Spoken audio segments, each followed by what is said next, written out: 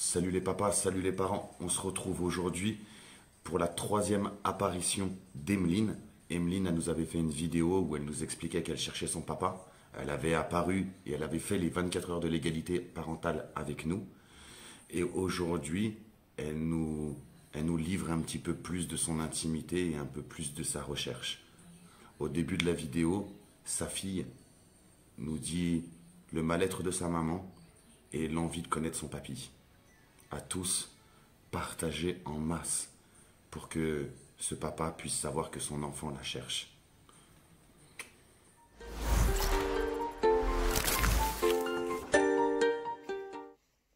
Bonjour, je m'appelle Elia. Je suis la fille à Emeline et j'aimerais bien connaître mon papy parce que maman elle est triste de ne pas le connaître et moi aussi.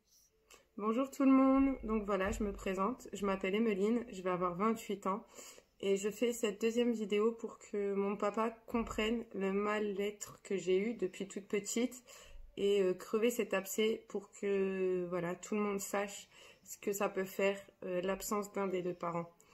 Donc le secret nous attacherait définitivement à notre arbre généalogique. Je ne sais pas si pour toi ton passé est un secret, mais je suis pas un fantôme, je suis bel et bien là. Je te cherche pas depuis une semaine ou deux, mais depuis vraiment tellement d'années. Je suis pas une ado en pleine crise, mais une maman qui continue à chercher ses repères depuis toujours. On m'a tellement promis mondes et merveilles plus petite que j'étais heureuse, j'en ai fait mon rêve, le rêve de te connaître et de grandir à tes côtés. Mais ce rêve n'était qu'un pur mensonge, je n'étais qu'une gamine, j'y ai cru. Mais le temps m'a montré que ces personnes n'ont pas été honnêtes avec moi. À ma majorité, ces personnes se sont évaporées. Et bien sûr étaient hypocrites à chaque fois qu'elles me croisaient. Je m'appelle Emeline, je suis née le 26 janvier 1993 à Lille. Mais qui suis-je vraiment? Répondre à cette question m'est impossible, je n'ai aucune réponse. Je n'aime pas regretter, mais regrette souvent. Mes actes ne sont pas souvent ce que j'aimerais faire. Parfois je m'aime, parfois je me déteste. Je me hais d'être parfois aussi naïf, puis je me dis que personne d'autre que moi réussira à prendre mes décisions à ma place. Mais je suis aussi du genre à prendre des décisions sur un coup de tête, comme la fois où j'ai traversé la France. Plus précisément l'île Dijon, où hélas, tu avais déménagé.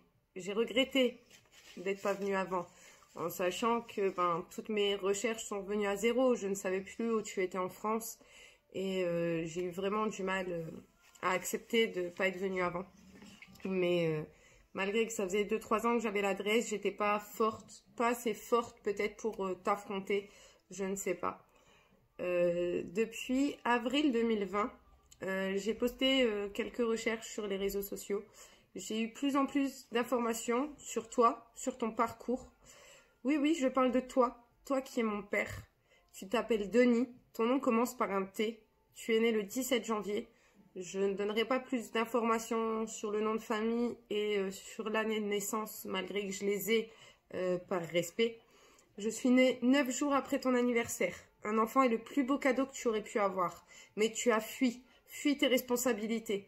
Je sais également que tu étais militaire. Je sais plus sur ta compagnie, le poste que tu occupais, mais je dévoilerai pas tout sur la vidéo, bien évidemment. Je sais que tu es parti à Sarajevo et que ensuite tu es parti dans la gendarmerie.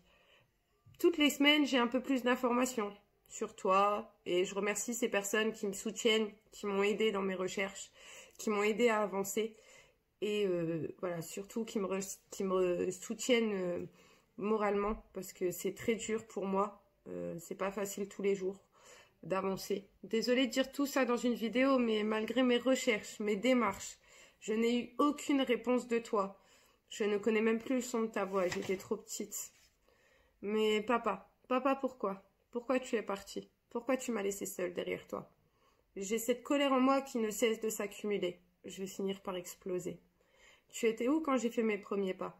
Et tu étais où la fois où je suis tombée malade et que j'étais sur ce lit d'hôpital? J'avais besoin de toi dans tous ces moments-là. Dis-moi où tu étais quand je me suis retrouvée seule face à ces gamins qui se sont moqués de moi et qui m'ont donné envie de partir et de lâcher prise. Tu étais où quand j'ai faibli sous les insultes et que la petite fille que j'étais sanglotait dans son oreiller? Je ne t'ai jamais connue et je me demande parfois comment je réagirais si tu te trouvais face à moi. Depuis toute petite, je cherche l'amour d'un père que je n'ai jamais eu. Je suis constamment à la recherche d'affection et j'ai si peur de l'abandon. Tu m'as laissé avec cette impression que tu ne m'aimais pas et que j'en valais pas la peine. Je suis cet enfant, victime d'une séparation de 2 jeunes parents.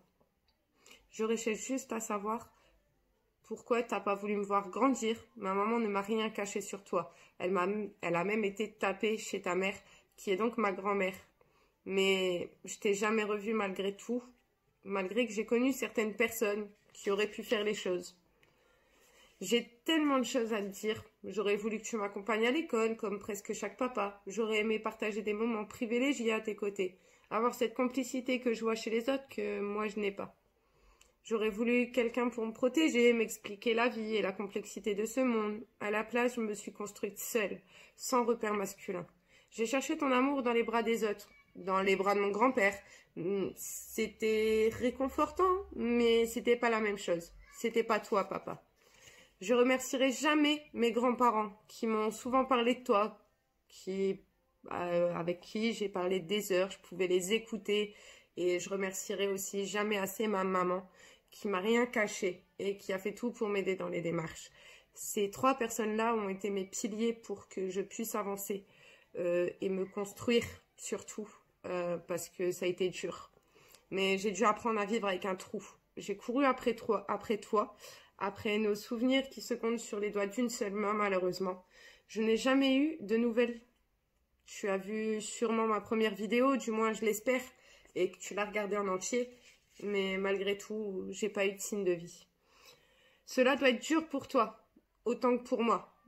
Sache que je suis pas là pour de l'argent ou autre, mais pour te connaître. Et si tout se passe bien, te présenter tes petits-enfants. Car je le rappelle, tu as 4 petits-enfants chez moi. J'ai 4 enfants qui commencent à grandir, qui posent beaucoup de questions. Je réponds sincèrement que je ne peux pas les diriger. Ils ont besoin de leur papy. Et moi, j'ai besoin de toi. J'ai besoin de toi, papa. Je n'ai quelques rares photos de toi, dont 2 où tu es en train de me porter dans tes bras. Je me souviens à peine de ton visage, mais beaucoup me disent que je te ressemble énormément. Tu vas avoir 49 ans, papa. Tu prends de l'âge. On ne sait pas quoi est fait le lendemain. Il y a déjà maintenant 11 ans que j'ai survécu à une méningite méningococcée. Je me suis battue avec ma santé pour atteindre mon but, malgré les séquelles qu'il y a eu et qu'il y a toujours au jour d'aujourd'hui. Sache également que tu peux dire aux personnes que je dois abandonner, que j'ai grandi sans toi, que je peux continuer et que tu es peut-être pas sûre sur ta paternité. Mais comme déjà dit, je suis prête à payer ce test, que l'on soit fixés tous les 2. Et s'il faut quelqu'un qui mette un stop, c'est à toi de le faire, papa. Un appel à un inconnu ne coûte rien. Contacte la chaîne YouTube Juste Papa. Et tu verras, ils seront ravis de te donner des informations sur moi et également mon numéro de téléphone. Il y a bientôt 28 ans que tu as fui tes responsabilités. Le plus dur pour moi, c'est que tu saches mes recherches et que tu joues le fantôme. Mais papa, sache que j'ai toujours voulu atteindre mon but. Je continuerai, même si pour le moment je cours après un fantôme. J'ai du mal à croire que tu ne te soucies pas de moi. Je sais qu'un jour mes efforts porteront ses fruits et mes décisions seront certaines. J'espère juste que tu ne m'as pas oublié. Papa, tu sais ce qui me ferait plaisir sincèrement, c'est que pour ton anniversaire et mon anniversaire, on ait une conversation face à face. Après, si c'est trop dur pour toi, un appel suffirait pour qu'on puisse au moins avoir une conversation et qu'on soit fixé sur certaines choses. Je sais que tu as refait ta vie, que tu as d'autres enfants, que j'ai des demi-frères et demi-sœurs. J'aimerais également les connaître un jour, du moins je l'espère. Sache que je lâcherai rien. Je suis déterminée. Je suis quelqu'un qui veut avancer.